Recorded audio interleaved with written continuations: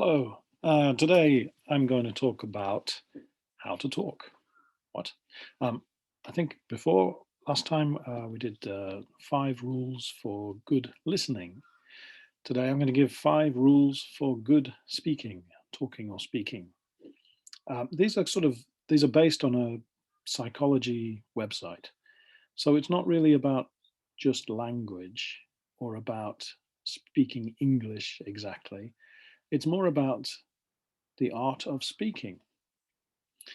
So let's see. I've got 5 what we call rules, not exactly rules, just maybe 5. Think of them as 5 general principles, good suggestions that are useful for every situation. Let's have a look. Okay, we'll start with the first rule or a suggestion. Convey messages in a clear and effective manner. Convey means give. Give messages. So really that means structure. What? It means thinking about what you're going to say before you say it. So, like if you were writing something down, if you're writing an essay, you'd have an introduction, some first point, second point, third point, final point. If you think like that before you speak, you'll be clear. So the idea is not to go off on different stories that go winding around. It's like, no, the reason I'm speaking is because I want to focus on this. And here's the first point. So that's good for business meetings. It's good for in school. It's good for a class. If I just start talking about anything I want to talk about, it doesn't work. Looking at this, that I'm going to tell you 5 points. So let's keep it focused. So already I know, that's why I've got these notes here. I know what I'm going to talk about. I'm not going to talk about what I'm going to be shopping today, or the gardening I need to do, or painting, or it's irrelevant. We've got these 5 points. So if you think, I want to say this before you start speaking, it helps. So clear and effective. Now that applies to your language. Use clear and unambiguous language. Ambiguous means it has 2 meanings. No, it's not clear. Use direct words. What does this mean? If you're speaking in a foreign language, if you're speaking English, actually, maybe you have a benefit because English is not your first language. There isn't a big range of vocabulary. Should I say this, or should I say that, or should I say this? I think Haruki Murakami said that he likes giving speeches in English because although he's Japanese native speaker, when he comes to plan or to speak, he has so much vocabulary in Japanese, he doesn't know what to say. But in English, it's much more limited because he's not a native English speaker. So he has to, he doesn't have 5 words for happy. He only knows the word happy, maybe. So it's actually an advantage. Speak the way that you think. Don't try and sound too formal, generally speaking. I know in Japanese you have like, is it keigo? Polite Japanese. It's very different from ordinary Japanese speaking. I think in English, there isn't that big difference between business English and spoken English. In fact, if you use too much business English, in English we call that jargon. Where is this?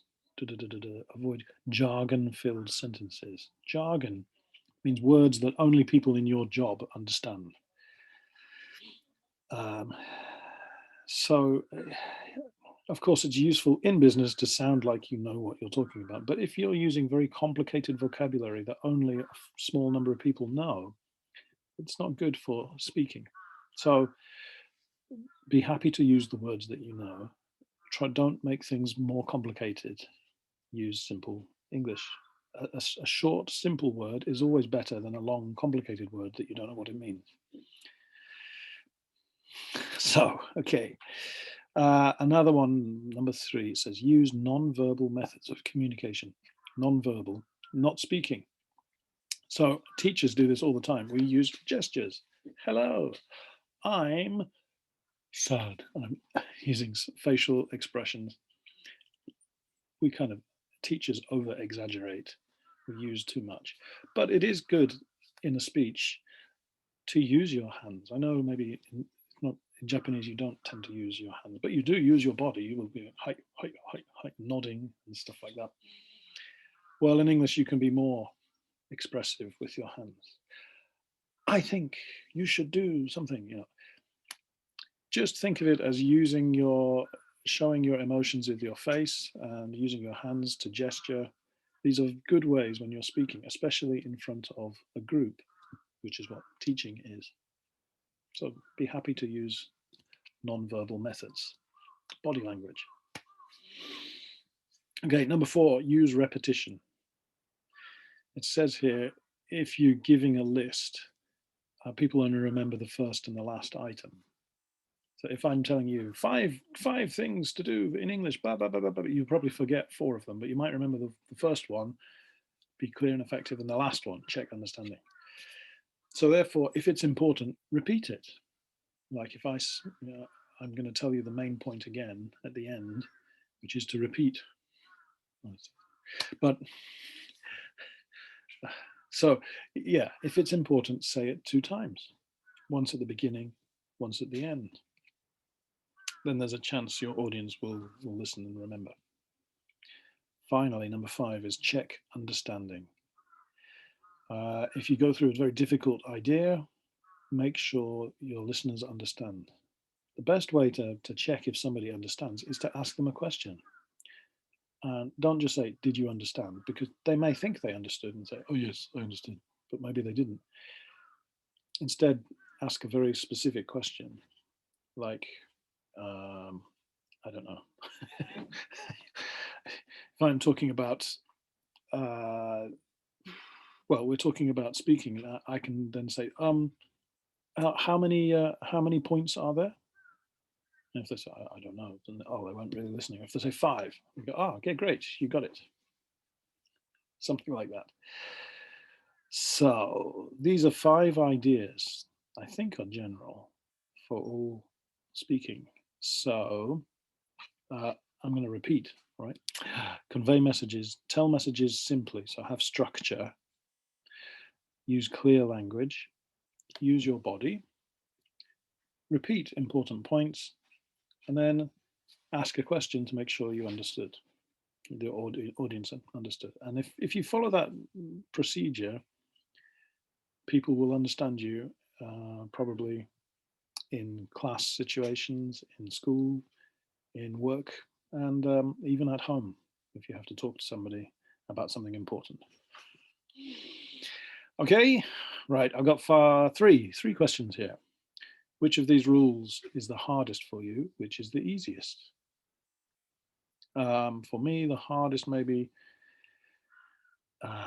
use clear and unambiguous language. I like to talk too much, so I have to keep it clear, I think, for me. The easiest repetition. I'm always saying the same thing again and again.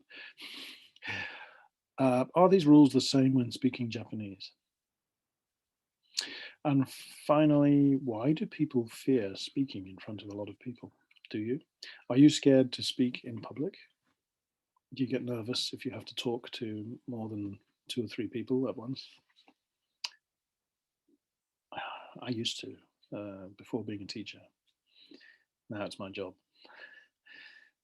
But you can get better at it. Anyway, we'll think about these 3 and we'll talk about it when I see you next. By the way, these points were taken from this website down here, psychologytoday.com, if you're wondering where I got these ideas. Okay, thank you very much. I will turn this off now if I can find it. Okay, see you soon.